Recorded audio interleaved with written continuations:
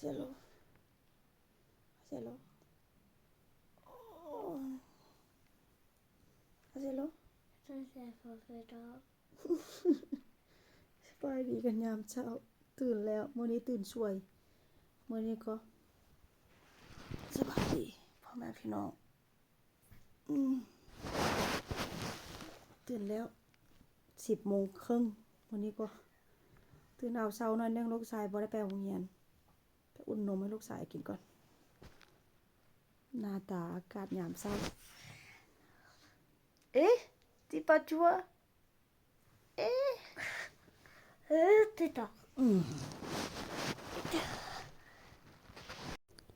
Good morning เด้อสบายดีกันยามเช้าพ่อแม่พี่น้อง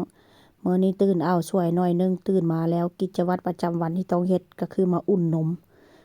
เพื่อกินอาหารเช้ามื้อนี้ก็ค่อนข้างสบายแด้พากันนอนตื่นสวย2แม่ลูกเพราะว่าเป็นมื้อหยุดเนาะเป็นมื้อหยุดของข้อยแล้วก็โรงเรียนของลูกชายก็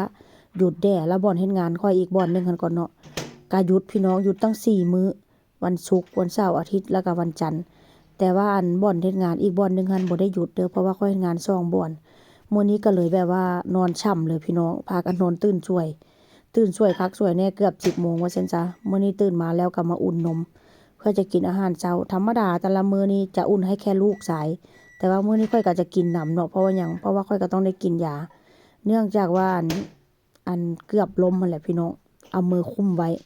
แล้วก็ยังเจ็บมืออยู่ว่าซั่นซะก็เลยต้องได้กินอาหารเช้าเพื่อว่าบ่ให้เจ็บท้องมื้อนี้ตื่นมาก็มาอุ่นนมแล้วก็ใส่ผงโกโก้แต่ว่ากลิ่นมันคล้ายๆกับหยังก็โอวัลตินบ้านเฮานั่นล่ะพี่น้องแล้วก็จะกินกับคุกกี้ส่วนข้อยนี่ก็บ่ได้กินเด้อคุกกี้นี่เด้อเพราะว่าส่วนหลายก็มีแต่ลูกชายกินว่าซั่นซะแต่ว่าข้อยก็สิกินน้อยนึงหั่นแหละมื้อนี้นะเพราะว่าหยังต้องได้กินยาย่านเจ็บท้องแต่ว่าหมอก็เอายาแบบว่าก่อนกินยาหั่นน่ะเขาเจ้าจะมียาเคลือบกระเพาะว่าซั่นซะ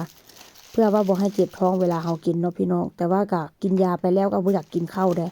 ช่วงนี้ก็รู้สึกว่ากินข้าวน้อยอยู่บ่อนเฮ็ดงานคือกันรู้สึกว่ากินข้าวน้อยแล้วก็